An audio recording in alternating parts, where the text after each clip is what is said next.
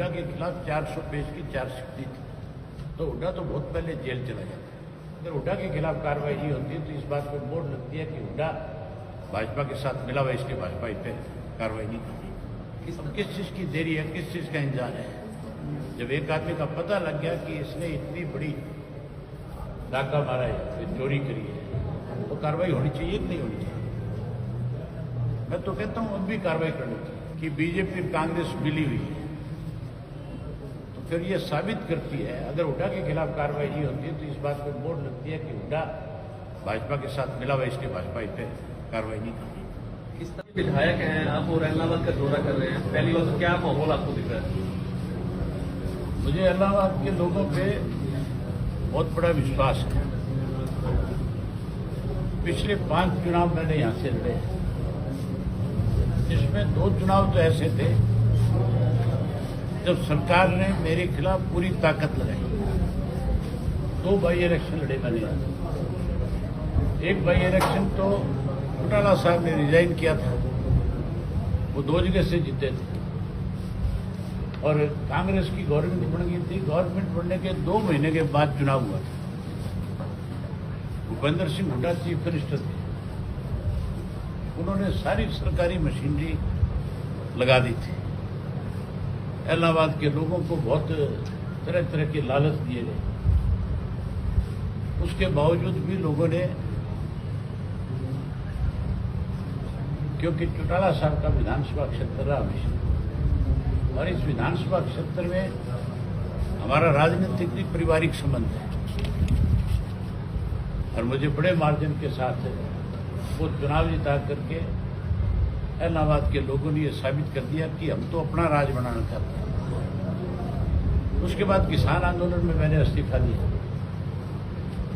और उससे पहले जो चुनाव हुआ, जब 75 पार की बात की जा रही थी, तब मेरे खिलाफ वोट मांगने के लिए अमित शाह आए थे, और आखिरी दिन जब चुनाव प्रचार का था, उस दिन देश के प्रधानमंत्री मोदी जी भी आए थे, और यहां तक भी क्या कह गए थे कि अगर ये सीट मुझे जिता करके दोगे तो मैं इलाहाबाद के लोगों को बड़ी सौगात दूंगा। लेकिन उसके बावजूद भी लोगों का आशीर्वाद मेरे साथ रहा, और मैंने भी हमेशा मेरे से जो संभव हो सकता था, हर तरह की कोई कमी ना रही, उसके लिए काम किया। मैंने हमेशा एक चीज का ध्यान रखा कि लोगों का भाईचारा खराब ना हो, लोगों में आपस में विवाद ना हो, और मेरा प्रयास ये रहा कि भाईचारा मजबूत हो, विकास के काम ज्यादा हो। मेरा व्यक्तिगत किसी से कोई विरोध नहीं। मेरे लिए हर व्यक्ति जो है, जो सही है वो सही है, जो कोई गलत था मैंने उसको गलत कहा। उसके बाद जब बाई इलेक्शन आया मेरा, उस बाई इलेक्शन में भी कोई कसर नहीं छोड़ी सरकार ने। सैकड़ों करोड़ रुपया मेरे खिलाफ खर्च किया था, और लोगों ने फिर मुझे आशीर्वाद दिया। अब तो लड़ाई सरकार बनाने की है। अब हालात जो प्रदेश के, उससे एक चीज स्पष्ट है कि ना कांग्रेस बहुमत में आ सकती, ना बीजेपी आ सकती। अब की बार Bahujan Samaj party, Indian National Lokdal party का जो गठबंधन है, वो फैसला करेगा सरकार का। और जब लोग हमारे ऊपर विश्वास करेंगे, भरोसा करेंगे, तो मैं लोगों को सरकार बना करके दूंगा, ना कि मैं किसी और की सरकार बनाने में विश्वास रखूंगा। हम अपनी सरकार बनाएंगे। सरसा जिले के लोगों की लड़ाई अपनी सरकार बनाना है। सरसा की अनदेखी कांग्रेस ने करी, सरसा की अनदेखी बीजेपी ने। अब की बार मुझे पूरा विश्वास है कि पंचों की पंचों सीट हम जीतेंगे और हर हालत में अपनी सरकार बनाएंगे। अभी आज भी मेरे 30-35 गांव बचे हुए हैं। 2 दिन में मैंने उन गांव में जाना है। अभी मल्लिका हमारा बड़ा गांव है, मैं अपने सब साथियों से मिला हूं। और सबने मुझे आश्वासन ये दिया है, कहा है कि आप हरियाणा संभालो जाकर के, यहाँ की जिम्मेवारी हमारी है और इस चुनाव में आपको हमारे बीच में आने की जरूरत नहीं। आप तो हरियाणा में जाओ और अपने ज्यादा से ज्यादा साथियों को बिता करके ले। आप कह रहे हैं कि 5 बार जीत चुके हैं, क्या अभय चौटाला इस बार छक्का मार पाएंगे और विपक्षी पार्टी के छक्के छुड़ा पाएंगे? ये तो मतदाता पे निर्भर करती है सारी चीजें। अगर मतदाताओं को ये लगता है कि मैं उनकी जो उम्मीदें हैं उन पे खरा उतरता हूं, तो मुझे हर हालत में जिताएंगे। शोएब साहब, आपने कहा सरकार ने हमेशा आपको रोकने का प्रयास किया, चाहे वो उपचुनाव की बात है, चाहे वो पहले की है। क्या जो इलाहाबाद के विकास कार्यों को लेकर विधानसभा के, उसमें उनकी तरफ से कितना आपको रोकने का प्रयास किया कि आप अपने इलाहाबाद के विकास कार्यों में ना करवा पाए? उसमें उनका कितना रहा कि आपको कितना सहयोग रहा? यहाँ पे कांग्रेस के वक्त में बहुत बड़ी बड़ी घोषणाएं हुई थी, दावे किए गए थे कि हमने 500 करोड़ रुपए खर्च करने अलावा सरकार ने एक पैसा नहीं लिया। ये तो मेरे अपने प्रयास थे और अपने प्रयास से मैंने इलाहाबाद के विकास को भी रुकने नहीं दिया।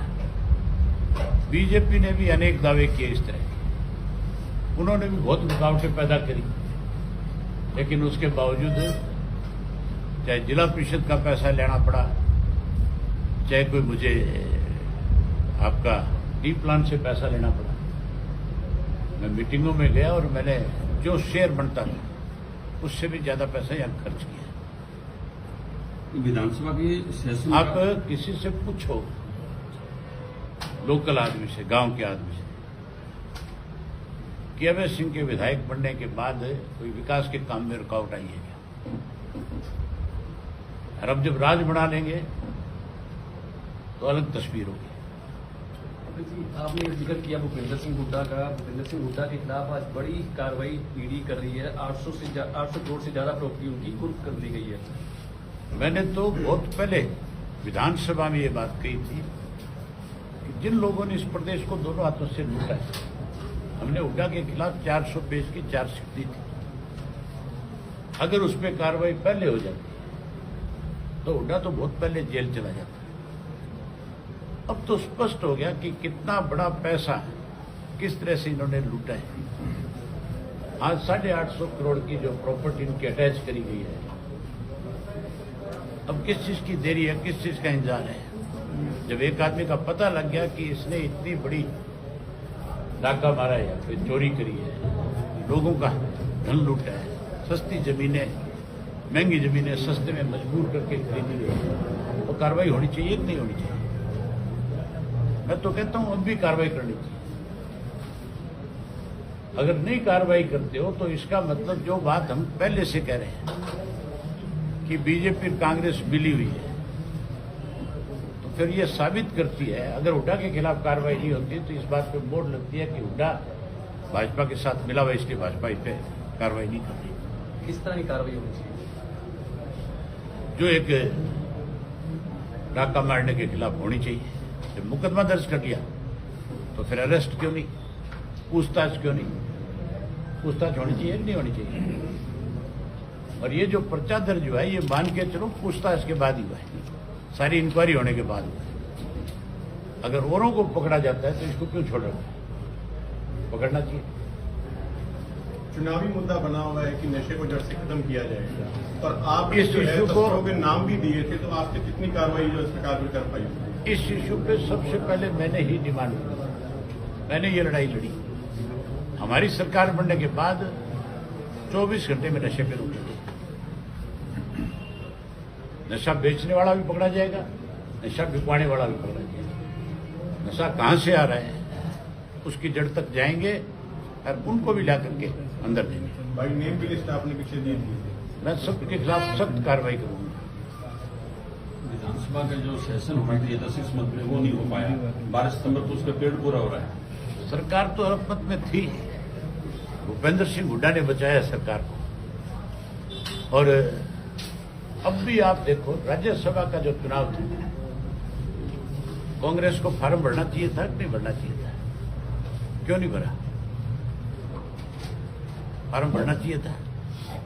अगर कांग्रेस किसी का फार्म भरवाती, किसी इंडिपेंडेंट का ही भरवा देती, तो मैं ये समझता हूं कि भाजपा नहीं जीती। भाजपा में बड़ी बगावत है। भाजपा में आज 14 से 18 लोगों की टिकट कटने की बात आ रही है, तो फिर मान के चलो वो वोट उनके खिलाफ डलते हैं।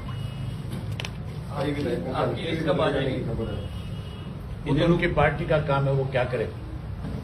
कुछ भी बदल दो, चेहरे बदलने से लोगों के मन नहीं बदल सकते।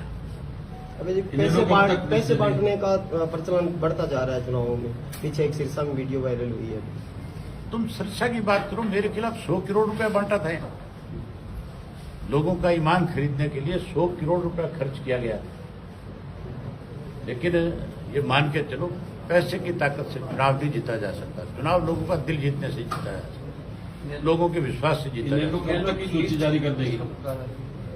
हम 1 तारीख को या उससे पहले कल भी कुछ नामों की घोषणा और करेंगे। उसके बाद जैसे जैसे चुनाव नजदीक आएगा, हम 5 तारीख से पहले पहले अपनी सारी सूची जारी करेंगे। आपकी 2 सीटों से चुनाव लड़ने की बात कर रही थी। पार्टी का आदेश होगा तो 2 से लड़ूंगा, ये फैसला पार्टी करेगी। दूसरी सीट कौन सी? 25 सितंबर का जो आयोजन बड़ा रखा गया था ऑलरेडी, वो ऐसे ही रहेगा? वो रहेगा। 25 को हमें देवीलाल का जन्मदिन मनाएंगे और बहुत बड़े स्केल पे मनाने का काम करेंगे। 25 तारीख को ये फैसला हो जाएगा कि सरकार हमारी बनी। कौन कौन नेता आएंगे उसमें? बहन मायावती आएगी, हमारा और उनका गठबंधन है, हम ही आएंगे। नरवाना से जजपा के विधायक रामनिवास सुरजाखेड़ा पर रेप का मामला दर्ज हुआ है। मैं इन तरह की बातों में नहीं पड़ना चाहता। किसका क्या करेक्टर है, किसका क्या चरित्र है, जो जैसा करेगा वैसा उसको भुगतना पड़ेगा। ठीक है सर, ठीक है। बहुत धन्यवाद। हमने हुड्डा के खिलाफ 400 पेज की चार्जशीट दी थी, तो हुड्डा तो बहुत पहले जेल चला जाता। अगर हुड्डा के खिलाफ कार्रवाई नहीं होती तो इस बात पर मोड़ लगती है कि हुड्डा भाजपा के साथ मिला हुआ, इसलिए भाजपा इस पर कार्रवाई नहीं करती। अब किस चीज़ की देरी है, किस चीज़ का इंतजार है? जब एक आदमी का पता लग गया कि इसने इतनी बड़ी डाका मारा है, चोरी करी है, तो कार्रवाई होनी चाहिए कि नहीं होनी चाहिए? मैं तो कहता हूं अब भी कार्रवाई करनी चाहिए कि बीजेपी कांग्रेस मिली हुई है। तो फिर ये साबित करती है, अगर हुड्डा के खिलाफ कार्रवाई नहीं होती तो इस बात पर मोड़ लगती है कि हुड्डा भाजपा के साथ मिला हुआ, इसलिए भाजपा इस पर कार्रवाई नहीं करती। किस तरह के विधायक हैं आप और इलाहाबाद का दौरा कर रहे हैं, पहली बार तो क्या माहौल आपको दिख रहा है? मुझे इलाहाबाद के लोगों पे बहुत बड़ा विश्वास है। पिछले 5 चुनाव मैंने यहां से लड़े, जिसमें 2 चुनाव तो ऐसे थे जब सरकार ने मेरे खिलाफ पूरी ताकत लगाई। 2 बाई इलेक्शन लड़े मैंने। एक बाई इलेक्शन तो चौटाला साहब ने रिजाइन किया था, वो 2 जगह से जीते थे और कांग्रेस की गवर्नमेंट बन गई थी। गवर्नमेंट बनने के 2 महीने के बाद चुनाव हुआ था। भूपेंद्र सिंह हुड्डा चीफ मिनिस्टर थे, उन्होंने सारी सरकारी मशीनरी लगा दी थी। इलाहाबाद के लोगों को बहुत तरह तरह के लालच दिए गए, उसके बावजूद भी लोगों ने, क्योंकि चौटाला साहब का विधानसभा क्षेत्र रहा हमेशा, और इस विधानसभा क्षेत्र में हमारा राजनीतिक भी पारिवारिक संबंध है, और मुझे बड़े मार्जिन के साथ वो चुनाव जिता करके इलाहाबाद के लोगों ने ये साबित कर दिया कि हम तो अपना राज बनाना चाहते हैं। उसके बाद किसान आंदोलन में मैंने इस्तीफा दिया, और उससे पहले जो चुनाव हुआ, जब 75 पार की बात की जा रही थी, तब मेरे खिलाफ वोट मांगने के लिए अमित शाह आए थे। और आखिरी दिन जब चुनाव प्रचार का था, उस दिन देश के प्रधानमंत्री मोदी जी भी आए थे, और यहां तक भी कह के गए थे कि अगर ये सीट मुझे जिता करके दोगे तो मैं इलाहाबाद के लोगों को बड़ी सौगात दूंगा। लेकिन उसके बावजूद भी लोगों का आशीर्वाद मेरे साथ रहा, और मैंने भी हमेशा मेरे से जो संभव हो सकता था हर तरह की कोई कमी ना रही उसके लिए काम किया। मैंने हमेशा एक चीज का ध्यान रखा कि लोगों का भाईचारा खराब ना हो, लोगों में आपस में विवाद ना हो। और मेरा प्रयास ये रहा कि भाईचारा मजबूत हो, विकास के काम ज्यादा हो। मेरा व्यक्तिगत किसी से कोई विरोध नहीं। मेरे लिए हर व्यक्ति जो है, जो सही है वो सही है, जो कोई गलत था मैंने उसको गलत कहा। उसके बाद जब बाई इलेक्शन आया मेरा, उस बाई इलेक्शन में भी कोई कसर नहीं छोड़ी सरकार ने। सैकड़ों करोड़ रुपया मेरे खिलाफ खर्च किया और लोगों ने फिर मुझे आशीर्वाद दिया। अब तो लड़ाई सरकार बनाने की है। अब हालात जो प्रदेश के, उससे एक चीज स्पष्ट है कि ना कांग्रेस बहुमत में आ सकती, ना बीजेपी आ सकती। अब की बार Bahujan Samaj party, Indian National Lokdal party का जो गठबंधन है, वो फैसला करेगा सरकार का। और जब लोग हमारे ऊपर विश्वास करेंगे, भरोसा करेंगे, तो मैं लोगों को सरकार बना करके दूंगा, ना कि मैं किसी और की सरकार बनाने में विश्वास रखूंगा। हम अपनी सरकार बनाएंगे।